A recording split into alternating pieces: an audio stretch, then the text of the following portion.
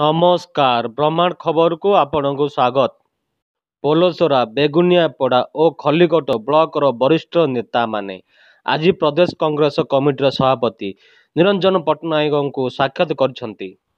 एही अवसर में कांग्रेस नेता माने निरंजन को नूतन वर्षर शुभेच्छा जणाइबा सहित पोलसरा कविसूर्यनगर एवं खलिकोट विधानसभा निर्वाचन मंडलीर सांगठनिक स्थिति संपर्क में मध्य आलोचना करिथिबा जणा जाइछि। पोलसरा ब्लॉकर युव आईनजीवी तथा कांग्रेस पार्टीर गंजाम जिला संपादक अगस्ती बराड़, बेगुनियापड़ा ब्लॉकर वरिष्ठ नेता विष्णु नायक और काशीनाथ बेहरा एवं खलिकोट ब्लॉकर वरिष्ठ नेता विजय कुमार साहू, पांडव जाली और प्रभात सामंतरा प्रमुख भुवनेश्वर जाई श्री पट्टनायक को जाई निज बासभवन में साक्षात करथिले।